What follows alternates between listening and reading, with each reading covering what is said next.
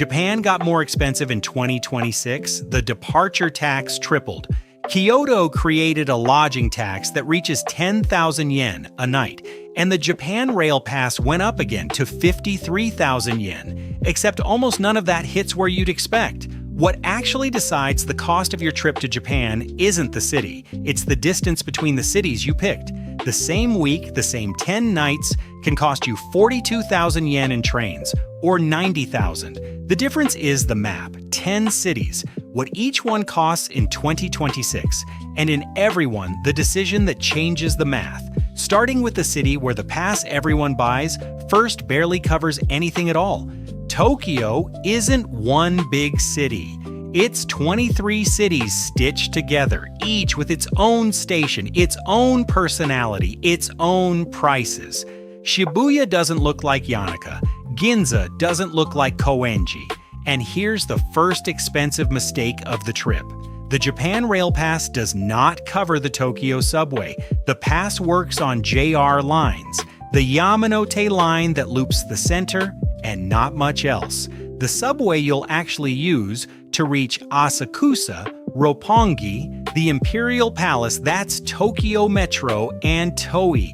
Different companies you pay separately. So if your trip is just Tokyo and day trips around it, that 53,000 yen pass is money thrown away. What actually solves it is an IC card Suica or Pasmo, which works on everything: subway, bus, train, vending machines, convenience stores. What to avoid here? Building your itinerary around famous neighborhoods instead of train lines. Tokyo punishes zigzagging. Pick 2 or 3 neighborhoods a day that sit on the same line, and you get an extra hour of your life back every day. Kyoto was the capital for over 1,000 years, and the whole city is still built like it. 1,600 temples, an imperial palace, and streets still the width of when horses were the transportation. And it's the city that 2026 hit hardest in your wallet. Since March 1st, Kyoto charges a lodging tax per person per night scaled to your room rate. 200 yen if you're paying under 6,000 a night, 1 to 4,000 yen in the mid-range, and 10,000 yen a night at the top, which is more than an entire night's stay at an average hotel in another city.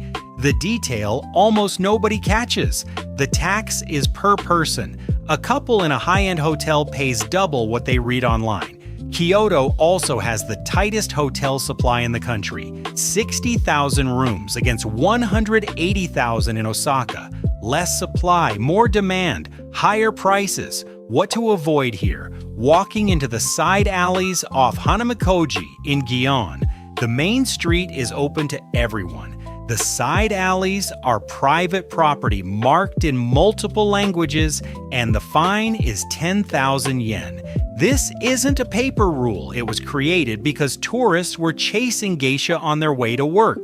Osaka is the opposite of Kyoto. Loud, direct, no ceremony. It's the city where people eat standing up in the street, and where the local joke is that the rest of Japan is too formal. And it's the single decision that saves the most money on a trip to Japan. Osaka has 180,000 hotel rooms and runs 10 to 20% cheaper than Tokyo and Kyoto. And it's 15 minutes by train from Kyoto. So you sleep in Osaka, spend your days in Kyoto, and you save twice. On the room rate and on Kyoto's lodging tax, which only gets charged to people who actually sleep there. If your trip is the Kansai region, there's a pass almost nobody mentions. The JR Kansai Pass, 5 days for 17,000 yen, covering Kyoto, Osaka, Nara, and Kobe. A third of the price of the national pass, and it solves the whole region. What to avoid here? Treating Osaka as a stopover city. A lot of people book one night and rush off to Kyoto. Doubling your nights in Osaka and doing Kyoto as day trips comes out cheaper, and you eat better. Hiroshima is the city almost every itinerary cuts for time, and it's the one that decides whether your Japan Rail Pass was worth it. The math is simple: Tokyo, Kyoto, Osaka, and back to Tokyo. Buying individual tickets comes out to about 42,000 yen. The pass costs 53,000. You lose 11,000 yen buying the pass. Now add Hiroshima to that same 7-day trip. The pass flips to winning by about 10,000 yen. That's the rule. The pass pays off once you're doing 3 or more long shinkansen legs in the same week. Below that, buy individual tickets. It's the only math you need to do before you buy. And Hiroshima isn't on this list just for the math. The Peace Memorial Park is the most carefully built thing I've seen in any country about its own worst day. It's not a triumphant monument, and it's not an accusation. It's a place that explains what to avoid here, doing Hiroshima as a day trip from Kyoto. It's nearly 2 hours each way, and you'll arrive at the memorial rushed. This is the wrong place to be in a hurry. Nara was Japan's first permanent capital in the year 710 before Kyoto. It lasted 74 years, and what's left is a huge park with giant wooden temples and 1,200 deer wandering loose. The deer aren't a staged attraction. They were here first, considered messengers of the gods for centuries, and today they're officially a natural treasure of the country. And here's the best value in all of Japan. The park is free. There's no admission. A pack of crackers to feed the deer costs 200 yen, and that's the only thing you're required to spend. Nara is a day trip from either Kyoto or Osaka, 40 minutes from both, and it's already covered by that 17,000 yen regional pass. What to avoid here? Showing up in the afternoon. The park is huge, the temples close early, and the deer get more aggressive as the day goes on and more people feed them. Early morning is a different place entirely. Kanazawa is what Kyoto used to be before Kyoto became a mass destination, a preserved geisha district, a samurai district with earthen walls, and one of the 3 most important gardens in the country. The city escaped the wartime bombing, so the historic center isn't a reconstruction, it's the original. And because it sits on the other side of the mountains, on the Sea of Japan coast, it never made it onto the standard first trip route. The Shinkansen changed that. It's about 2.5 hours from Tokyo, direct. Walking into Kenrokuen, one of those 3 great gardens, costs 320 yen, one of the cheapest tickets to any national level attraction anywhere in Japan. What to avoid here? Treating it as a day trip. Kanazawa rewards people who stay overnight. The fish market in the morning and the garden late in the afternoon are the 2 best hours, and they don't fit into the same day for someone who arrives and leaves. Sapporo is proof that Japan isn't one country. Hokkaido, the northern island, was settled late, has grid streets instead of a maze, houses with steep roofs, and snow that buries the city for months. And this is where the train math finally breaks. Sapporo sits over 1,000 kilometers from Tokyo. By Shinkansen, that's 8 hours and 1 transfer, and the train leg alone runs past 27,000 yen. By plane, an hour and a half, and the budget airlines sell seats starting around 9,000 yen. In other words, even with a Japan Rail Pass in your pocket, taking the train to Sapporo is the wrong call. The pass doesn't cover flights. The train costs more anyway, and the time you lose is an entire day of travel. What to avoid here? Going in winter without knowing what you're signing up for. Sapporo in February is beautiful, and it's minus 20. The snow festival fills the city, and hotel prices triple. Fukuoka is the cheapest big city in Japan and the one that shows up least in foreign itineraries. It sits on Kyushu, the southern island, closer to Seoul than to Tokyo. It's famous for 2 things: tonkotsu ramen, that pork bone broth, was born here, and yatai, street food stalls that set up on the sidewalk at dusk and pack up before dawn.